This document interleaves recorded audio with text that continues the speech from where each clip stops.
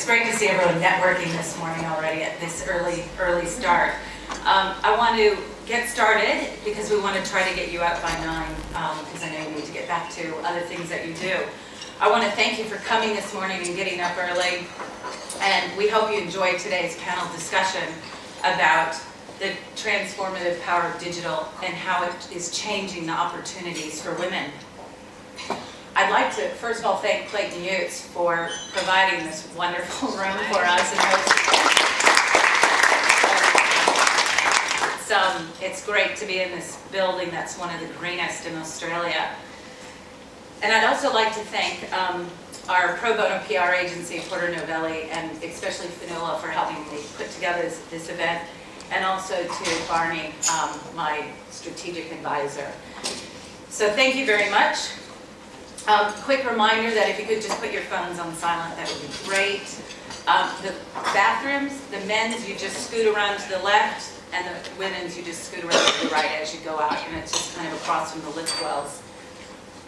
Feel free to tweet if you'd like, but please include the hashtag connectingwomen or goodreturn.org if you are tweeting. So today we're going to have a panel discussion, and then at the very end, for the last 10-15 minutes, we'll open it up for Q&A because we know that you'd like to ask specific questions. And I'd like to also thank the wonderful panelists that are here too today. But before we get started, some of you don't actually know who Good Return is, and we're hosting the event. So I just wanted to take a few minutes to let you know about Good Return. Good Return is a new way to fight poverty. And what we do is we provide women in developing countries, women who are living on less than $2 a day, with access to loans, savings, education, and even sustainable energy, so that they can lift themselves and their families out of poverty. We're just 2 years old, and we passed a huge milestone at about 6 o'clock last night. So I have to share it with you. We've now funded over 2,000 women. We're actually at 2,003. With the multiplier effect, if you help one woman, then you in turn help a total of 5 because she helps her family members. So if you look at it that way, then we've been able to help over 10,010 people. So we're pretty excited for being able to accomplish this in 2 years with the help of many of you in the room.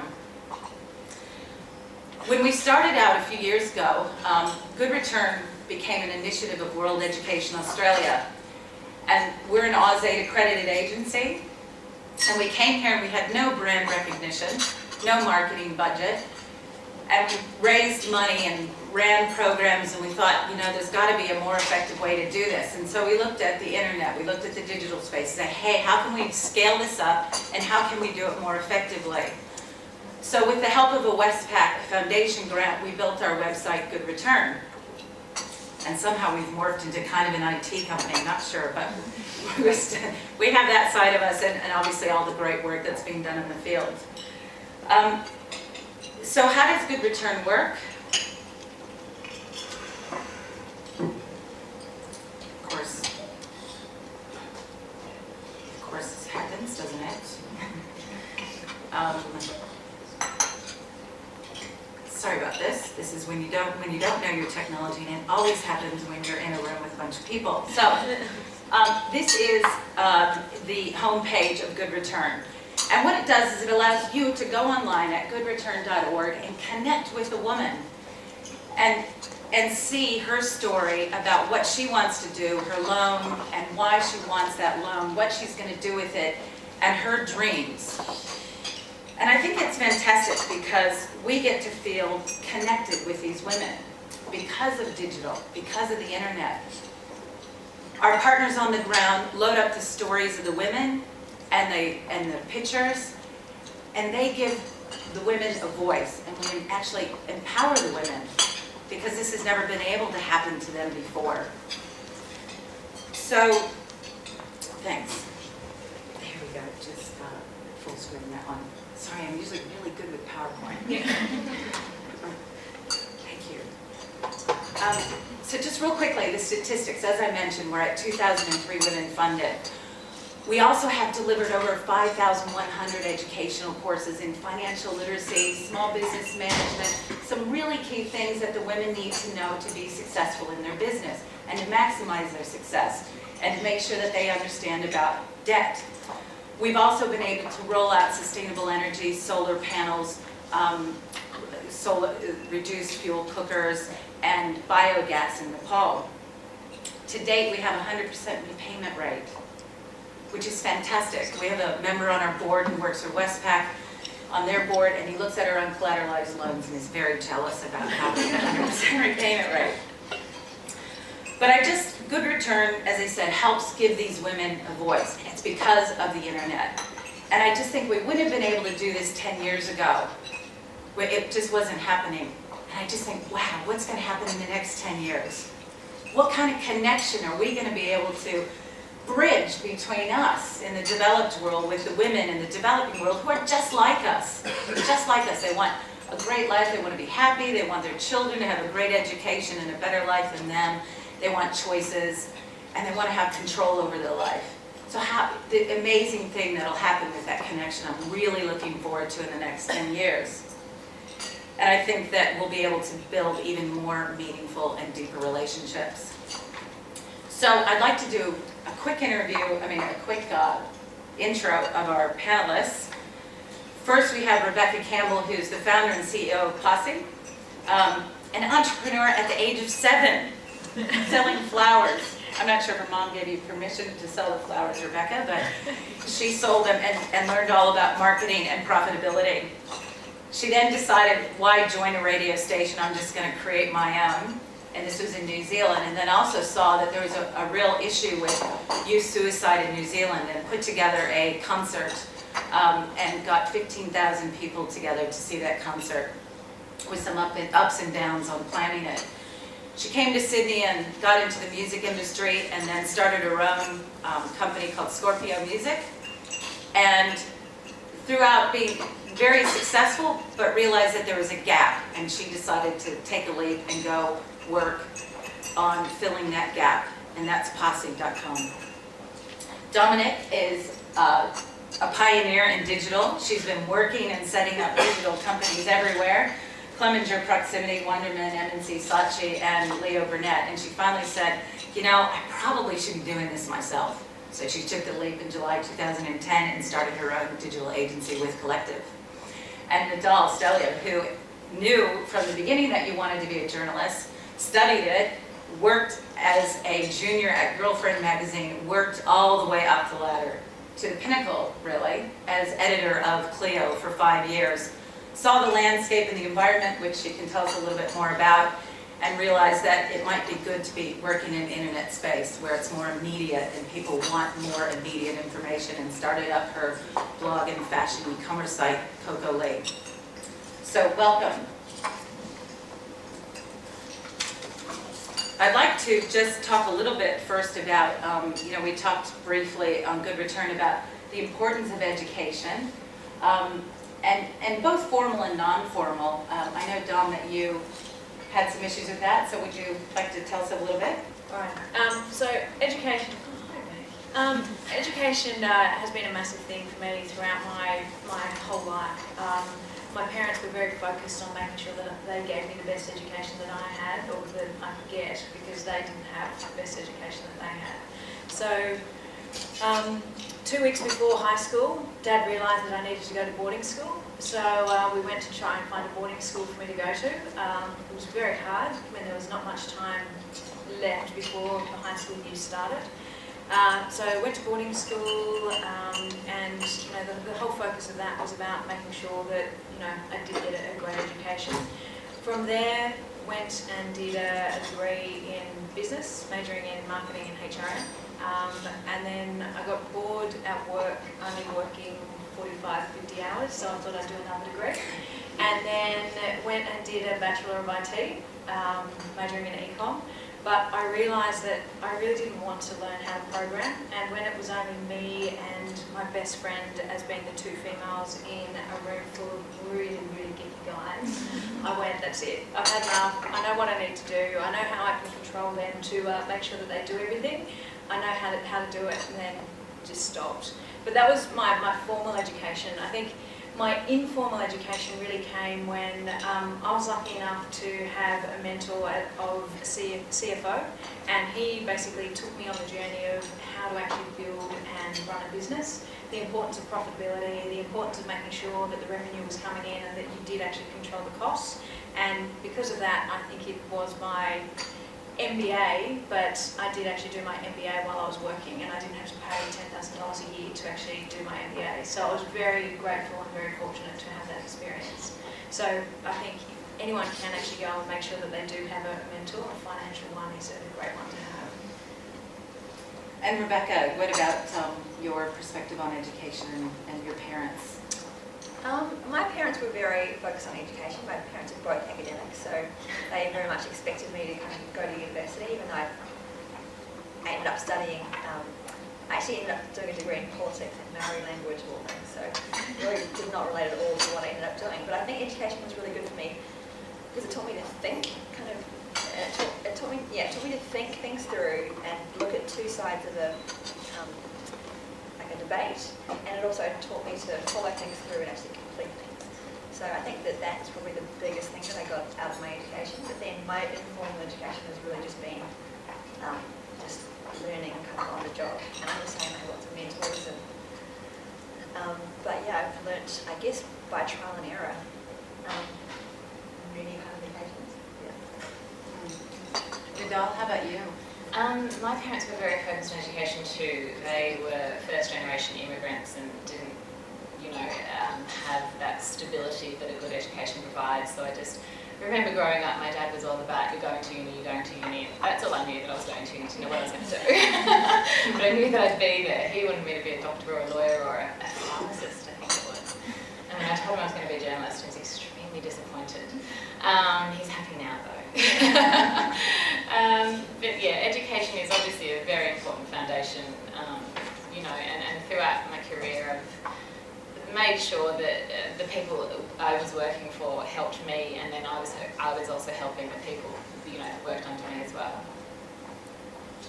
And Donna, you told us a funny story earlier about the work ethic and your parents kind of instilling that on you. You want to share that story? Thanks, Di.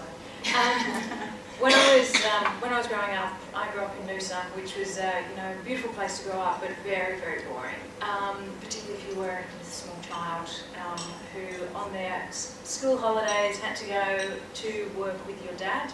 My dad's a builder and developer, and he thought that it would be great one day if he went and mowed the lawn at home and took us to a commercial property that he was actually building and made my two sisters and I sit down and plant the grass clippings. So we actually sat there for 3 hours planting grass clippings in the sand, and I can say today it was awesome, but when I was sitting there being 7, it was very frustrating. Rebekah, you started working at 7. You want to tell us a little bit more about that? Okay, well, yeah, I don't know where it kind of came from. I guess I was an only child, so I think I spent a lot of time by myself, and it kind of meant that I spent a lot of time dreaming and thinking of things to do. I think that's kind of a lot of where my ambition came from. But yeah, when I was 7, I just decided that one day that I'd start a little stall selling flowers outside the front of my house, because we had lots of flowers in our garden. And so I cut all these flowers and I made a little stand and I put it up. And we were on main roads, so nobody saw us. So people would drive past and then it was too late for anyone to stop. And so that night I remember going and asking my mum, she was back at the supermarket, and saying, "Mum, could you get me some balloons? I can put them up around my store." So she bought me some balloons, and then the next day I put all these balloons up, and everyone saw us, and all these people stopped and bought my flowers. And so at the end of the day I'd sold out of all my flowers, and I went back and I had, I don't know, something like $3, because I was only selling for like 5 cents each or something. But then my mum made me pay her back money for the flowers, for the balloons. So I think I had a very small, like $1 profit left. But I thought it was fair enough that she made me pay her back the money. I wasn't upset about it, and I learned some important business lessons about marketing, profitability. And you went straight into negotiations, didn't you, with your golf ball business? Yeah, then the next year we had a holiday house that backed onto a golf course, so I started collecting. I had this kind of collection of golf balls that I'd been finding, And one day there was a shop in the town that sold golf balls, just one shop. And so I went to him and said, hey, would you like to buy my little collection? And so I found myself negotiating with the shop owner based on like the colour of the ball. Like, yellow ones would get more than white ones. If they were cracked, then they would devalue the ball and stuff. So, and then I started collecting ball balls, and then the next summer, all these other kids that I knew started doing the same thing. And so the shop owner got really annoyed because all these kids were kind of coming into his shop trying to sell him balls. And I managed to go, I went in and said, look, why don't you give me the exclusive right to sell one? I think I use those words, but I said, I will look after all the other kids. You don't need to deal with me anymore. Just go through me. And so, or then I ended up being like the agent. And I no longer had to collect these golf balls, but I would just get a card on everybody else. So it was a really cool little learning for a couple of years. Amazing. One of the things we talked about with good return is that the women need access in order to increase income and have a stable life. You do need banking services, savings, and a little bit of knowledge about finance. So you guys all started your own business. What have you learned about getting your financing and knowing about that, and maybe some challenges that you had with that? Rebekah, do you want to tell us about that? Sure. So I originally had a band management company, and I built that to about 8 or 9 staff. But it was a large, small business. It didn't require funding. So when I went to start Posse, I needed to raise capital, and that was a very different kind of game. So I needed to build a create a company, and then decide an evaluation for that company, and then get people to invest in it. And I really had no idea. I didn't even know what a board was, let alone like how to raise capital. And so I just found people, like one by one. I found an accountant and a lawyer, and we built, a company, and then got a couple of investors, and then built a prototype of our product, and then proved that it worked. And then I went out to raise like a major series, kind of Series A round, which ended up taking me a year and about, something like, I worked out about 750 presentations to get my 21 people to say yes. So it was a really grueling year of just getting knockback after knockback after knockback. And then at the end of, mid-2010, I managed to put together this group of angel investors and also one strategic investor to kind of invest in the company. I guess the challenges were that it was a very hard process. I had to keep the music management company going at the same time to pay the bills, and I also had to keep getting some traction in the Posse so that people would invest. And then I also had the challenge of the fact that I had lots of investors, but they all knew, and lots of them wanted to invest, but they all knew I needed to reach like around $1.5 million in capital before it could fly. And none of them were going to put that in themselves, so they all wanted to know that there was going to be enough. So I set up an escrow account, and then with the kind of criteria that when it hit like 1.5, it would be triggered and released. So that was how I did that. But it was more challenging just that I had to basically give up my whole life, because I couldn't give up getting traction. I couldn't give up making money through the music management business. I couldn't give up doing all these capital raising meetings. But yeah, I learned a huge amount through the process. Nedahl, how about you? You started yourself? Yeah, I kind of did the opposite to Rebekah in that when we started Coco Lee, I was doing something else, and I started it as a side project. And I remember the website cost me something like $3,000. I just went, right, I'm just going to start this, and just found a website, customized it, built it, and just chucked it online and just to see if it worked. And it did. And I had to redo that website within 6 months. It wasn't going to fly because it was growing too quickly. And I've had to redo the website twice since, but that's the name of the game, I guess. But now we're in the process of getting the investors. So it can be done both ways. I'm not sure if you'd be able to. I only started 3 years ago, but I'm just, in that time, the digital space has grown so much, I don't really know if you'd be able to get anywhere with a $3,000 website these days. But at the time, it sufficed, and people weren't really expecting a lot from the web, and so I could just put it on there, and I was doing it part-time, and it seemed to be okay, and then suddenly it just exploded, and I realised I need more money. So we're in that process now. Can I just add so quickly that is a much better way of doing things. If I was doing it again, I would actually try and start getting going for myself first without capital, rather than starting to raise capital before you even have the product. I just didn't really, I had no idea how to build a site, so I started the wrong way. Dom, what about you? I was thinking of starting our own agency probably a few years ago, so I made sure that I did put some sort of savings or some sort of pool of money aside. And then what we did is we didn't have to, and the great thing is we're 100% debt free, never had to get $1 from any bank or had to loan any money. And I think it was that we started small. When we started, it was just myself and I was working from home. So it was really just my salary that needed to be covered, and I made sure that that was not really that much, and just scrounged off my husband. So could do that for a while, but then we started off small. We had rented space in a dungeon. Well, it was a church, but the back of a church. So it was actually, and the church wasn't like a religious place, it was actually someone's office building. So rented some space down there, started with 1 desk, then started with 4 desks, then 5 desks, then 6 desks, and then went, okay, had enough of being in someone else's space, need to get my own floor. So we went and moved and found our own, and we were really lucky that a couple of our massive clients had to get rid of money before it was taken from them.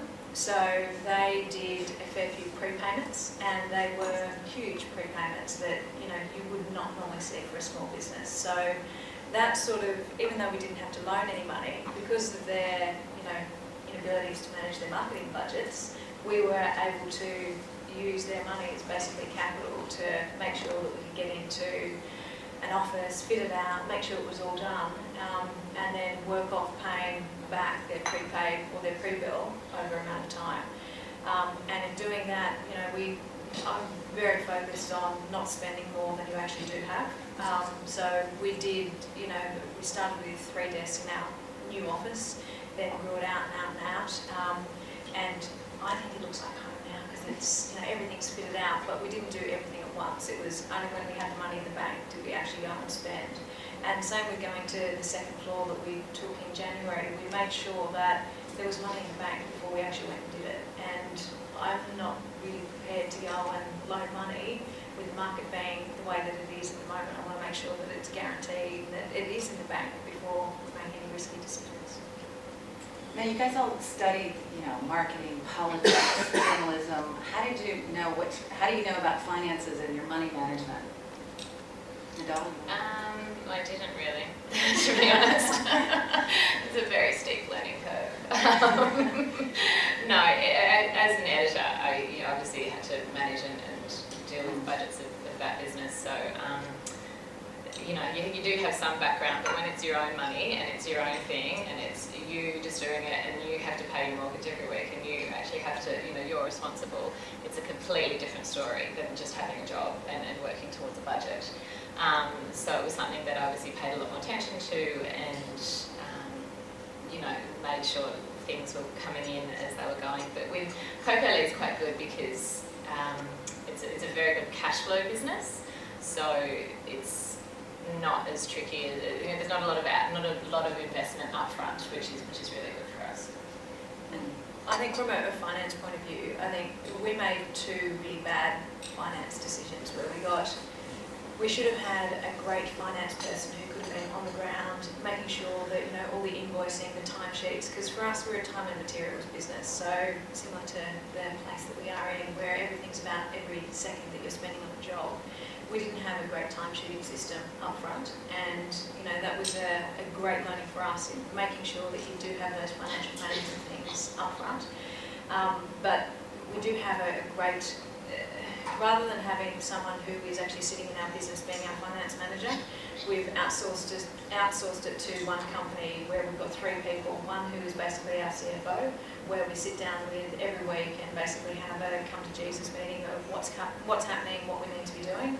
We also then have a management consultant or management accountant who comes into the business for 8 hours a week, so a day a week, who just sits with us, goes through the reports, makes sure that all the timesheet analysis is done, that we are actually estimating properly, and then we've got a bookkeeper who comes in 4 hours a day. So for me, I've always surrounded myself with finance people.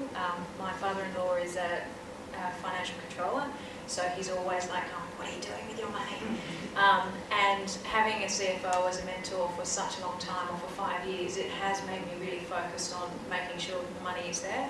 And you have to surround yourself with people who do know about money and who can actually educate you about that. And I think my husband, because he did work with some great venture capitalists, they taught me some amazing principles on what needs to happen from finance. And because of that, he's on my back all the time with what needs to happen and what we should be doing. So for me, the advice came from surrounding yourself with awesome finance people. Great. Rebekah, how about you? Well, so I ran my own business before this, but that was very different. Again, like, it is different having your own business, but it's another level again when you're actually spending other people's money as opposed to your own money. Then it's really scary, and you really have to be quite ruthless in the way that in how you spend other people's money, and you also have to be very kind of vigilant, track everything. So I was lucky enough to find a really good CFO at the beginning. He was a part-time CFO who also works for a number of other early stage companies. So he's been with me right from the very start, and that's been a huge blessing. But one thing I found is that it's very good you've got to surround yourself with the right people, but as the person who's ultimately responsible, because if investors have written out a check to you, then you need to be really, you can't leave it to other people. You've got to be really, you've got to know exactly how much you're spending every week. If you're going to run out of money, when you're going to run out of money, because that almost happened to you, didn't it, Rebekah? Didn't that almost happen to you with your funding? Yes, I ran out of money at the very beginning. When I was doing my kind of first, I did a little friends and family round, and then heading towards our Series A round, we were spending money, and I had a term sheet from a group in New York, and it was in like 2009, late 2009, and I've been working on this deal for months, and I went to New York and I spent 6 weeks there, and it was all going through, the term sheet was done, I got on a plane to come back, and by this stage we kept spending money because we had this term sheet. And then I flew from New York to LA, and I got off the plane at LA, and I got a text message, and one of the syndicate had pulled out. It was someone who I'd never met, but he was a major contributor to the syndicate because of the global financial crisis. He was no longer in a position to invest, and we were completely screwed. So we owed money because we kept spending money, we had liabilities, we had not been working on any other investors, any other deals, there was no alternative, and it was an awful moment, but it was also a really great moment in hindsight, because then I was like, okay, well, I can't leave this to anybody else, I'm now completely responsible for pulling this together, and I need to get straight back out there and find myself some Australian angel investors, and yeah, it took me almost, I think that was in October 2009, and I closed my round in June 2010, so it took quite a while, and I had to convince all the people that we owed money to wait, and we were going to get it together. But it was really scary, but a great learning experience at the same time. And actually very empowering, because I did take complete responsibility. And as soon as I kind of mentally took responsibility, it was actually, I felt quite good about it. It was when I was relying on other people that it was really more scary. And here you are still. Yeah. I want to backtrack just a little bit, because I think we want to kind of talk about digital space and what's happening. So if you could just tell us a little bit first about what your business is doing in this space, and then where you see it going. I think it'd be really interesting. So, Nedahl, how about we start with you? Okay, Coca-Cola is a online fashion store basically, and we have flash sales. When I first started it, because my background was journalism, I didn't want it to be just a fashion store, and I knew that I didn't want it to be just a content space, because content in digital is very hard to make money from, unless you're Dominique Hind or, unless you've got that kind of reach, it's very difficult just to earn money from advertising. So I knew that I had to join the e-commerce with the content, which was groundbreaking in itself, I guess, because no one was really doing that at the time. So the content of Kokoli is just as important as the e-commerce, even though we make the bulk of our money from, you know, the sales site.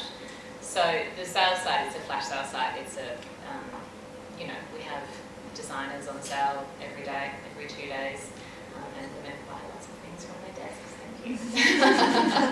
Like that, women like shopping everywhere. Late at night, we get orders at 1 in the morning. It's quite funny. Yeah, so it's a fashion space and a content space and a community for women online, and I wanted to make sure that I was creating a brand, a destination for women to go to, so that it wasn't just a shop. And I think the way forward with digital is more of that, so more community, more women interacting, or people interacting with their websites. And I think the way that the web is so broad and so, I guess, not unfocused, and there's not a lot of loyalty on the web, but I think that that's going to change, and I think that brands will become more important on the web. What happens is, you know, you can click on and off so easily. It's very difficult, I mean, very easy to lose people, very difficult to keep people. So I think that's the challenge that everyone faces with the web, creating that loyalty and keeping people on your website for longer. The way fashion is going on the web, it's all about putting yourself into the screen, and I can just, you know, picture a kind of virtual changing room where people go online and get into the clothes and be able to see themselves in 3D. That would be nice. Nedahl, you were saying that just 3 years ago, someone who's famous in bricks and mortar, what did he say to you about fashion? I got a very, I don't need the internet. Was that Jerry Hardy? No, that's what I said. It's somebody of that stature, and I won't say who it was because I just couldn't believe it when he said it to me. And, you know, I don't need the internet. I'm sure he's eating his words now. Yeah. And that's amazing. It was just 3 years ago, too. That was 3 years ago. I just couldn't believe it. I mean, you know, I was an online shopper from way back, and I knew that that was where things were going. I was addicted to eBay for 10 years or something. I've moved on, thankfully. Yeah. How about you? Okay, so with Collective is the way that we like to position it is a digital-centric agency grounded in partnership. So we, you know, we do a lot of the execution things within digital. The things that we are focusing on as a company at the moment is social. So there's two things that drive the web: search and social. Search has had, you know, people are. I think there's 2 billion searches, well, you can probably tell everyone, there's 2 billion searches that are actually happening a month in Australia, and, you know, people are using Google as their remote control. It's growing year on year now. It's grown, like it's fallen from 200% year on year growth to being about 16% year on year growth. Whereas if you look at social and where people are actually connecting with other people, brands are only just coming to the space and companies are only just coming to social, and you know, they're not giving it as much attention as they are to search. So the focus of our agency is really trying to make sure that it's not just about being in social because, you know, your kid has told you that you need a Facebook page, which is what some of our CEOs have come to us saying.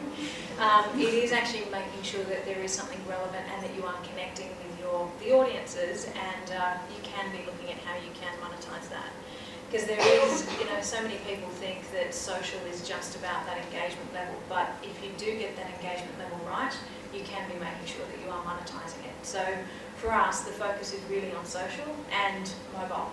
I mean, in the world, there's 4.8 billion mobile phone subscriptions. There's only 4.2 billion toothbrushes. So there's more mobile phone subscriptions than there are toothbrushes.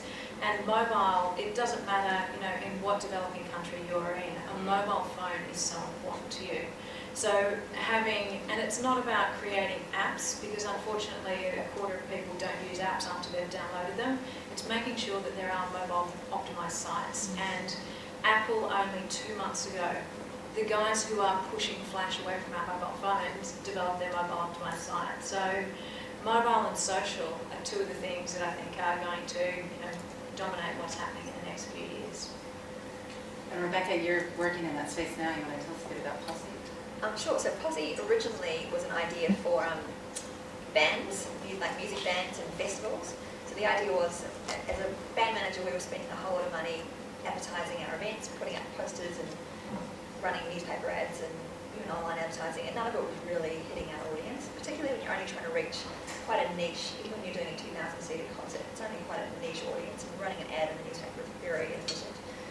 And so I had this idea, which was, what if the fans could actually do the marketing for us? And I tried it out with Evermore, initially asking, there was one particular concert which wasn't selling very well, and so I asked fans, hey, who'd like to be an official promoter of Evermore, send you tickets and you can sell them, or pay like a real promoter, and if you can sell a certain amount, you get to watch the show side of stage like a real promoter.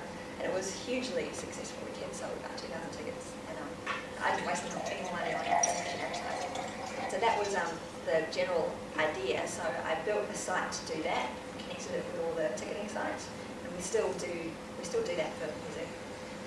But we realised last year that there was a space, like there was an opportunity to do the same thing for small retail stores. So retail stores that were using daily deal sites were not getting a very good return because people that were coming in were just using these vouchers and never coming back. Whereas our system could actually enable the store to make an offer and then let the best customers of that store share that offer with their friends. And the kind of returns that stores get for this, they get much better. Either existing customers feel empowered because they're like insiders at the store rather than deal sites where they feel like they're kind of getting cheated. And then the new customers can come in and much more targeted for the shop because they're friends of the existing customers. So we built the first half of that at the retail side of it, which is now live, and we're in the process of building the kind of customer engagement side of it, which will launch in May. And in terms of where I think things are going, there's two kind of things. One is everything will become much more efficient, and I think that anywhere where you see something that's inefficient, that's where the opportunity is. So, like as an example, in our office building, I have a swipe card, which I use to get in and out of our building. Like that should just be on my phone. That's an inefficiency that will change. This morning I was looking for a car park. Like, surely I should just be able to see somewhere in my car where there's a car park and book it and pay for it straight away. There shouldn't have to be these parking wardens coming around like that. There's so many things in our society which are hugely inefficient, and I think technology will close the gap on all of those inefficiencies.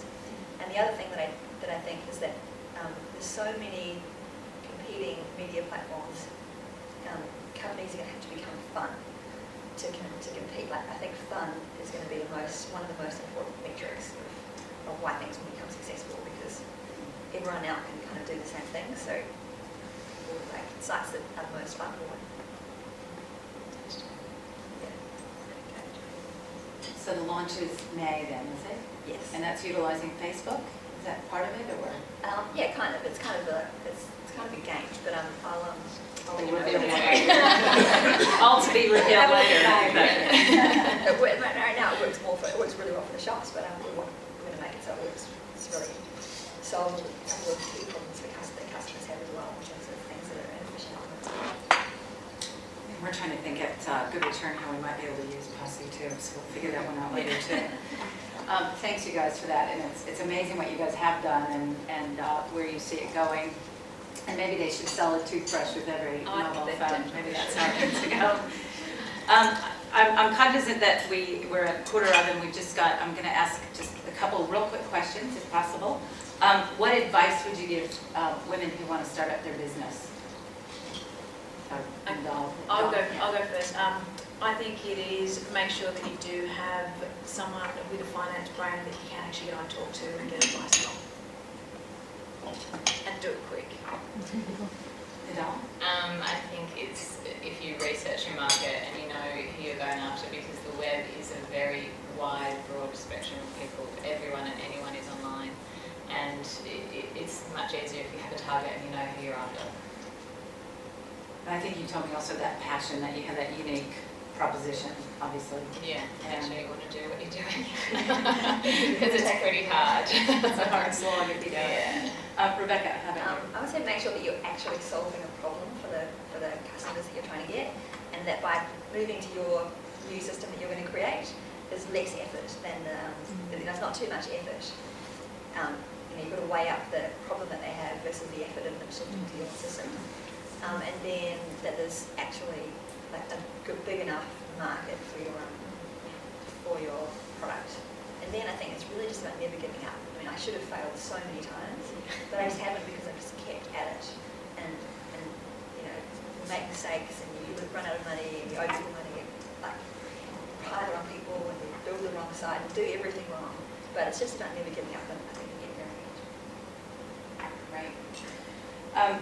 Now, maybe some people in the audience today might be thinking, well, you know, what are your reasons for supporting good return? So I'd like to just throw it to you guys on what, you know, why are you supporting good return and what you think about it? Okay, I'm a big believer in women working for other women. I think my whole magazine career was spent doing that and, you know, doing stories on empowering women and making sure that women are able to go out there and do what they want to do.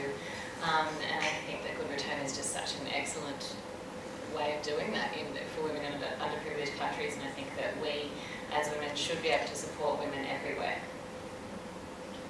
I think it's great that by supporting 2,000 people, you're actually helping 10,000 people. And I think that, you know, having like the actual repayment rate of 100% is unbelievable. Like, it's not heard of anywhere. So, you know, by obviously empowering those women to feel like that they are actually given something, but they do have to give something back, I think it does teach them more than just the value of setting up their business.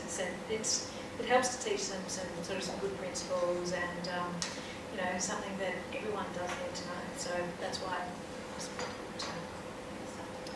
I'm a massive believer in education. Like, I've been involved in a couple of other nonprofits that focus on education in the developing world, and just probably more in a formal context, but it's just it's amazing to see what that's how we can change the world, is through empowering and through education.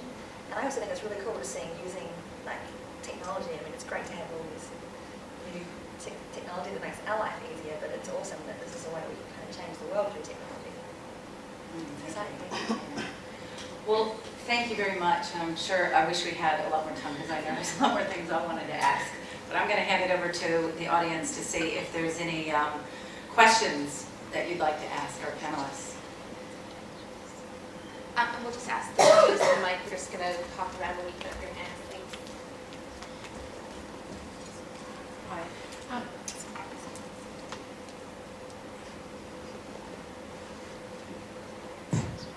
Hi.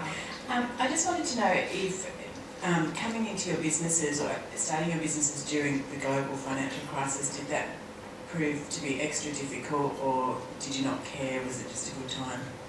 It was actually a really good time to start my business because it was a sales website, so everything is 70% off. So, and it's also a really good time for online retail. So whilst the you know, bricks and mortar retail world is having a bit of a tricky time, online is just growing exponentially. So it was actually quite a good time for me.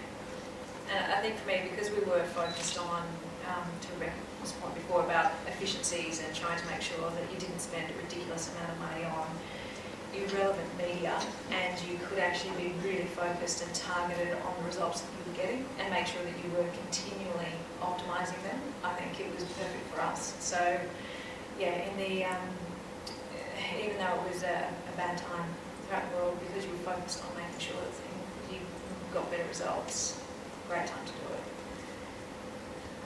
Well, I was raising money through the global financial crisis, so I have nothing to compare it to. I found it really hard. I was told at the time that it would be easier if it wasn't during the financial crisis, but you know, I got there at the end. But yeah, I hope that it would be easier now. But everyone always tells you it would be easier if only this or if only that. It would be easier. I'm enjoying it. This is never easy.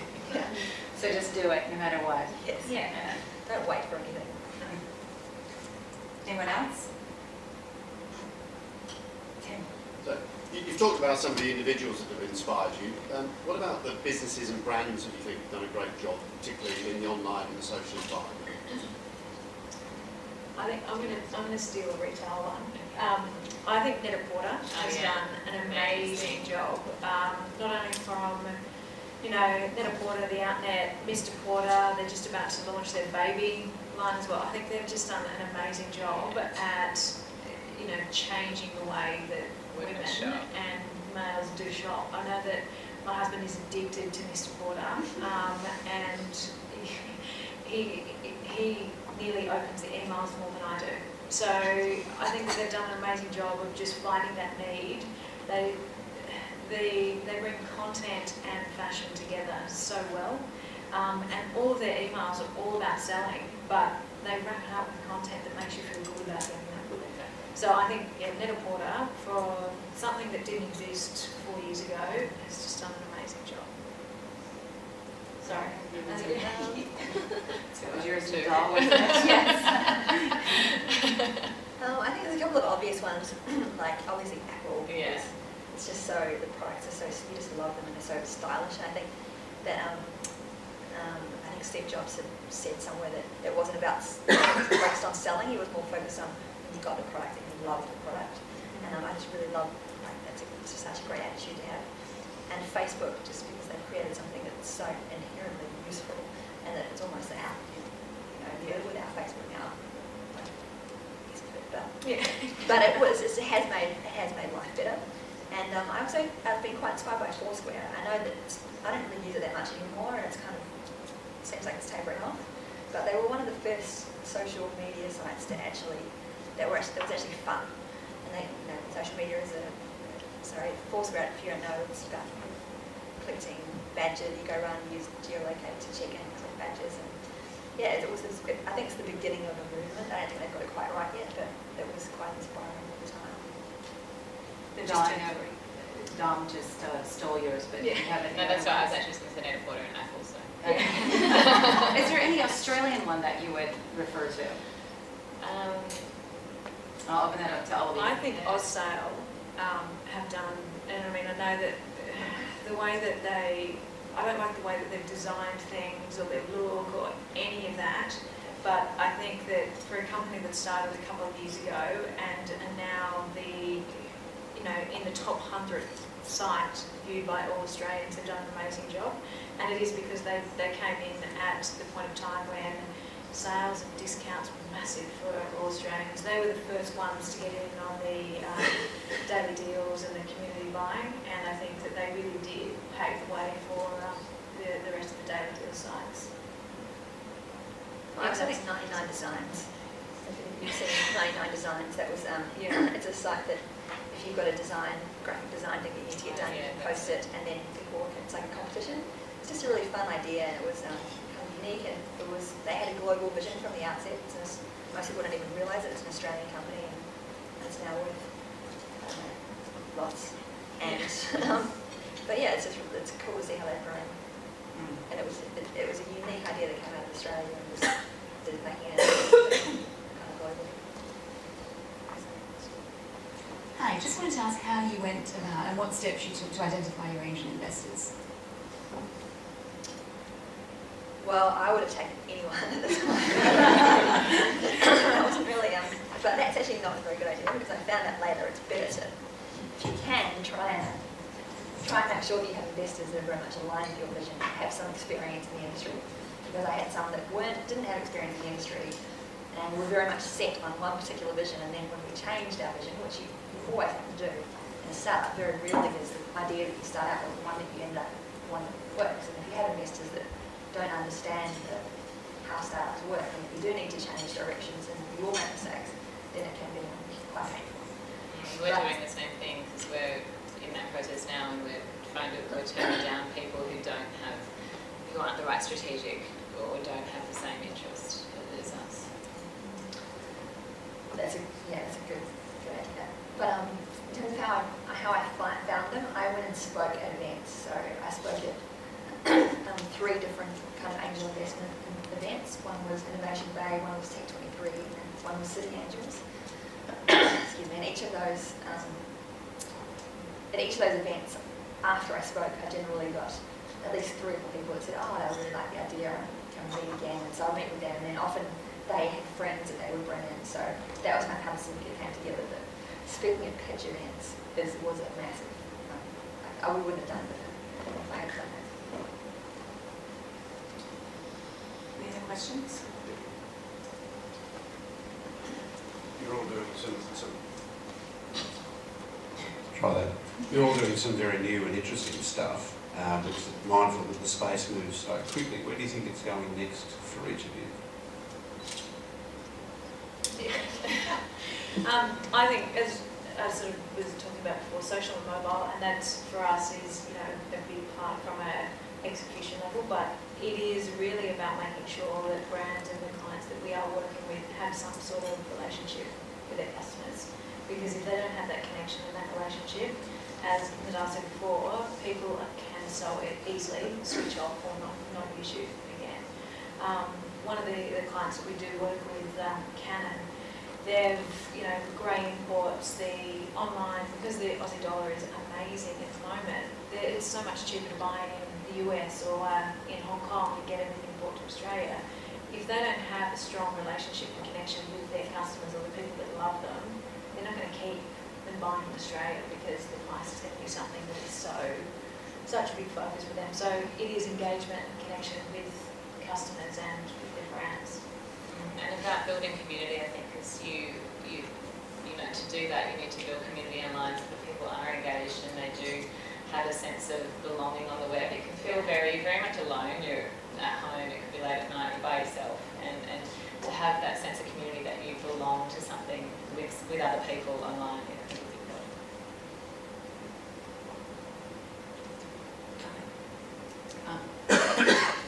Starting guys, got it. I'm interested. It's not. I'm interested in a lot of women starting up companies. Is there a networking group or a group that you got involved with where you could learn from other people doing similar things? Yes, I'm in a few of them. Head Over Heels is one. If you've heard of them, they are a woman CEO and entrepreneurs network. You can find them online or on LinkedIn, but they've been really supportive. And they are kind of a collection of female entrepreneurs and CEOs, but also people in the community that are keen on supporting female entrepreneurs and CEOs. So everyone from accountants to lawyers to all sorts of people in that group. And it's been an awesome support network. And I'm also a member of the Entrepreneurs Organisation, which has also been great. So it's EO and then YPO. So I think it's eonetwork.org is the website. I haven't. No, me neither. But there are quite a few out there that offer that support, and it's I just wondered how useful they were to successful entrepreneurs. They're useful in that it's good for your network. It's good when you have specific problems. I think you can spend lots of time being inspired and going to things, whereas and lots of time taking meetings with potential people that could help. So you've got to be careful not to be distracted, but I think so long as you work with them in the right way and approach it well, it can be really helpful. I think networks are great, but it's also great having mentors and having great people that you can actually bounce problems on. Because I found for me that having someone that I can actually talk to with a specific problem, that's been really useful for me, because it's to the point, this is what I need to get out of it, this is what I need some help with, can you actually give me a hand or point me in the right direction? Great. I think that I'm going to close up now. And again, thank you all for attending today, because I know it's an early start, especially at the very tail end of daylight savings. It's very dark in the morning. Dom got hit by her dog this morning on the walk and has a loose tooth, so that's how she started her morning today. She'll have to go visit the dentist right after this. But I have to do a plug, I'm sorry. But it's International Women's Day celebration for the whole month of March at Good Return. We don't think one day is enough. So we are trying to fund 200 women in the month of March, which in turn helps the 1,000. And we're almost there. We're 31 women away from reaching our 200. So if you're so inclined to give Good Return a try and go and make a loan, the next 3 days would be really great to do that. Because it's a great time for us to celebrate this time and to bring a lot of you, successful, wonderful women, and to meet the 3 inspiring panelists that we've had today. I just think, 10 years ago it would have been, it's such an entirely different landscape, and you think about how it's going to be in the next 10 years and what these guys will be doing and where it all goes. I think it's a great space to be in, and I hope you learned a little bit more. Also, on your invites that you had, there were blogs and websites and Twitters that, tweet addresses for the 3 panelists. So if you'd like to follow them, you certainly can. And Rebekah has just started a blog about how she started up her business. And Nedahl's on her blog has done how to start a business. So great information. And Dom sends me amazing links to all these fantastic articles. So I let her do all the filtering for me, and then I go off and I read the articles that she sends on her Facebook post. So great way to continue following them. Feel free to come up and ask questions. Again, thank you very much for coming, and we appreciate you coming today. Thank you.